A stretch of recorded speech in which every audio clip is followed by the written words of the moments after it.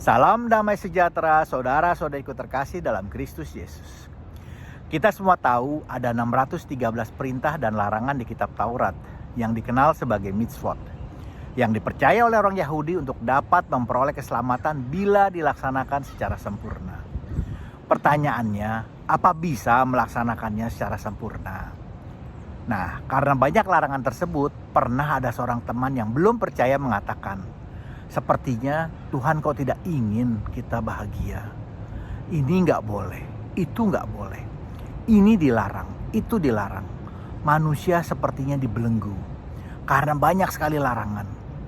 Bagaimana manusia bisa bahagia kalau banyak hal yang tidak boleh?" Sehingga dia pernah berkata, "Saya kok rasanya gak tahu apa saya mau ikut Yesus atau enggak. Karena kok lebih banyak no daripada yes-nya. Ngapain saya cari masalah? Kan kita manusia pengen hidup bahagia." Sebenarnya kalau kita perhatikan dengan baik, Tuhan tidak seperti itu. Kehadiran Yesus justru membuat kita sadar, membantu kita menyadari, karena kalau keselamatan hanya seperti yang dikatakan oleh kitab Taurat, rasanya hampir tidak ada orang yang dapat diselamatkan. Yesus datang memberi kita jalan keluar. Kalau ada aturan ini, karena Tuhan ingin kita menikmati hal baik dengan cara yang benar. Karena kadang kita manusia tidak mampu menikmati hal yang baik dengan cara yang benar. Atau justru kita malah menikmati hal yang buruk walau dengan cara yang sepertinya benar. Dulu saya sangat suka makan kacang, terutama saat saya nonton TV. Saya rasa gak ada yang salah dari makan kacang, bukan? Namun yang jadi masalah, kadang saya lupa diri. Saya bisa makan kacang sekantong penuh hanya dalam waktu saya nonton TV. Sehingga gigi saya tambalannya banyak yang copot. Sampai dokter gigi saya juga mungkin kesal karena saya bolak-balik memperbaiki tambalan saya yang lepas. Belum lagi setelah itu saya juga jadi kenyang. Sehingga mungkin saya skip dinner. Dan tentunya ini bukan hal yang benar juga. Belum lagi istri saya juga mungkin protes. Karena apa yang telah dipersiapkan dengan susah payah, saya tidak menikmatinya. Sehingga akhirnya menjadi sia-sia. Hal lain lagi juga, saya suka sekali nonton TV. Ada ratusan channel di kabel TV, bukan? Juga ada Netflix yang menyediakan ribuan film. Saya bisa surfing dari channel yang satu ke channel yang lainnya untuk kembali lagi ke channel yang awal. Untuk mencari film yang menarik. Sekali lagi, rasanya gak ada yang salah dengan menonton TV.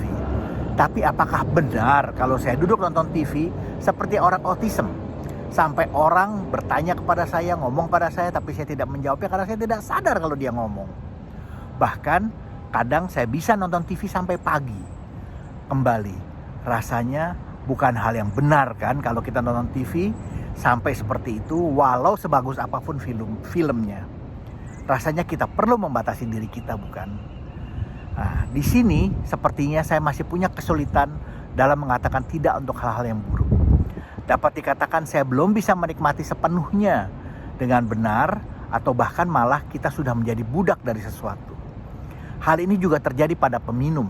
Tidak salah minum sedikit anggur. Bahkan 1 Timotius 5 ayat 23 mengatakan bahwa kita bisa meminum sedikit anggur untuk kesehatan kita. Tapi bila sudah tidak dapat menahan diri menjadi pemabuk, bukankah ini menjadi hal yang tidak benar? Di sini rupanya Tuhan berusaha melatih kita manusia untuk sanggup berkata tidak pada hal yang kurang tepat. Makanya Tuhan berusaha memberi kita rambu-rambu untuk membantu kita menyadari.